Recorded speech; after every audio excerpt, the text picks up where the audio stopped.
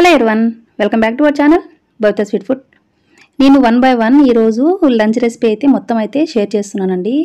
మొత్తం లంచ్ నేను మామూలుగా ఇంట్లో ఎలా ప్రిపేర్ చేసుకుంటానో 1 by 1 మీకైతే షేర్ చేస్తాను. మన ఇంట్లో ఉండే కూరగాయలతోనే ఏ విధంగా ప్రిపేర్ చేసుకోవాలో వీడియోలో అయితే చూసేయండి. మీరు ఇంకా ఎలా చేసుకుంటారో కూడా కామెంట్ సెక్షన్లో కామెంట్ చేసేయండి. ఫస్ట్ అయితే నేను మార్నింగ్ పని అంతా అయిపోయిన తర్వాత వెంటనే ఫస్ట్ బియ్యం కడిగేసి పక్కన పెట్టుకుంటాను. ఎందుకంటే రైస్ నాన్నట్టయితే మన రైస్ అనేది చాలా బాగుంటుంది.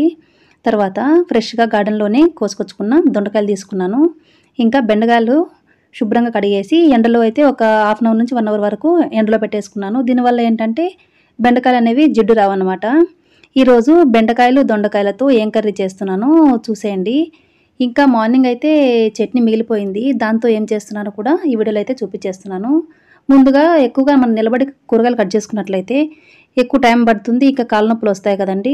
నాకైతే చాలా కాళ్ళ నొప్పులు వస్తాయి ఎక్కువ నిలబడుకోవడం వల్ల. మీరు ఎలా చేస్తారో చెప్పండి. ఇంకా నేనైతే మొత్తం అన్ని కూరగాయలన్నీ శుభ్రం కడిగేసుకున్న తర్వాత ఈ విధంగా కూర్చొని నిదానంగా అన్ని కట్ చేసేసుకుంటాను. ఇలా ముందుగానే ఉల్లిపాయ ముక్కలు కూడా కట్ చేసుకోవడానికి ఉల్లిపాయలు 2 అయితే తీసుకున్నాను.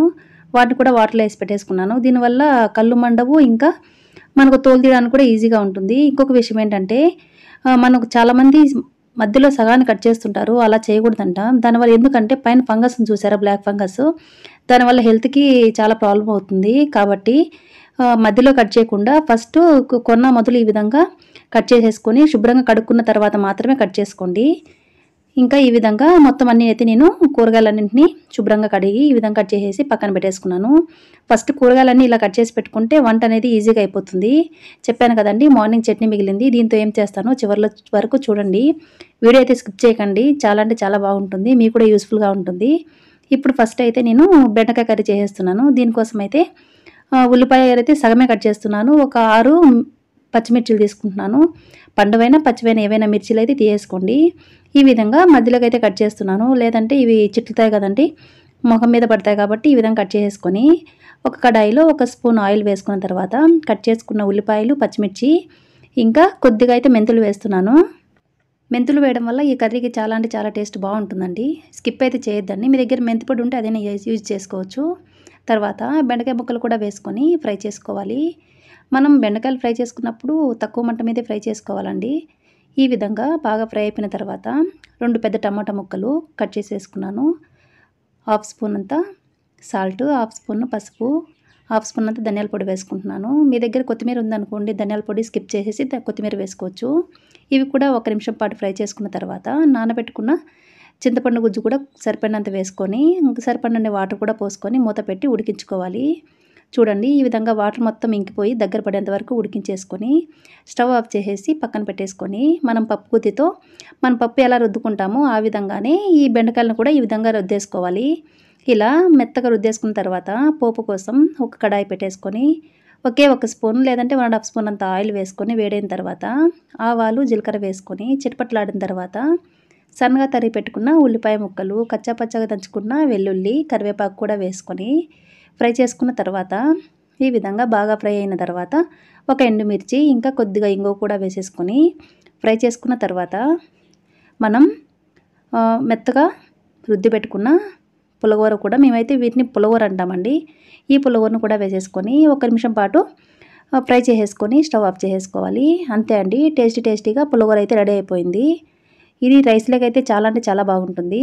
మీరు కూడా ట్రై చేయండి. తర్వాత ఒక కడాయిలో ఆయిల్ వేసుకొని అందులో ఆవాలు, జీలకర్ర వేసుకొని పొడవుగా కట్ చేసి పెట్టుకున్న ఉల్లిపాయ ముక్కలు, కరివేపాకు కూడా వేసుకుంటున్నాను.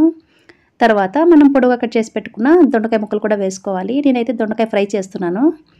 వీటిని కూడా వేసుకున్న తర్వాత 1 నిమిషం పాటు ఫ్రై చేసుకొని తర్వాత ఇందులో కొద్దిగా పసుపు, కొద్దిగా సాల్ట్ కూడా వేసేసుకొని బాగా ఫ్రై చేసుకోవాలి.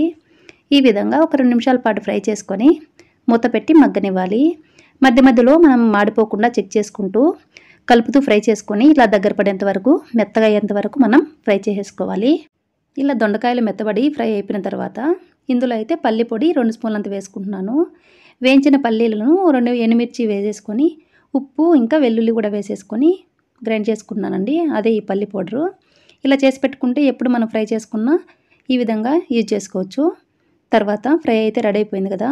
తర్వాత చట్నీ మిగిలిందని చెప్పాను కదండి, దాంతో అయితే రసం చేస్తున్నాను. దానికోసం కడాయిలో కొద్దిగా ఆయిల్ వేసుకొని ఆవాలు, జీలకర్ర, పచ్చిమిర్చి, ఉల్లిపాయ ముక్కలు, కరివేపాకు ఇవన్నీ వేసుకొని ఫ్రై చేసుకున్న తర్వాత చూడండి, ఈ విధంగా బాగా ఫ్రై అయిపోయిన తర్వాత ఇందులో అయితే చట్నీ అయితే మొత్తం పోసేస్తున్నాను. తర్వాత సరిపడినంత చింతపులుసు కూడా పోసుకొని బాగా కలిపేసుకోవాలి. మీరు ఎప్పుడు చట్నీ మిగిలిన ఈ విధంగా ట్రై చేయండి. పిల్లలు చాలా ఇష్టపడతారు. మా ఇంట్లో అందరికీ ఇష్టమే అండి పల్లి రసం అంటే. ఇప్పుడు ఉప్పు చెక్ చేసుకొని సరిపడినంత ఉప్పు కూడా వేసేసుకొని బాగా మిక్స్ చేసుకోవాలి. ఈ విధంగా మిక్స్ చేసుకున్న తర్వాత ఇది ఎక్కువ ఉడకనవసరం లేదండి. జస్ట్ ఉడుకు పట్టి స్టార్ట్ అయినప్పుడు మాత్రమే మనం స్టవ్ ఆఫ్ చేసేసుకొని పక్కన పెట్టేసుకోవాలి, అంతే అండి. పల్లి రసం అయితే టేస్టీగా రెడీ అయిపోయిందండి. తర్వాత ముందుగా కలిపి పెట్టుకున్న చపాతీ పిండి తీసుకొని నేను ఇలా 3 ముద్దలుగా చేసి పక్కన పెట్టేసుకొని ఇలా పిండి చల్లుకొని చపాతీలాగా దిద్దుకున్న తర్వాత 2 వైపులా కాల్చుకుంటున్నాను. మనం చపాతీలు కాల్చుకున్నప్పుడు కొద్దిగా ఫ్రై అయిన తర్వాత మాత్రమే ఆయిల్ వేసుకోవాలి.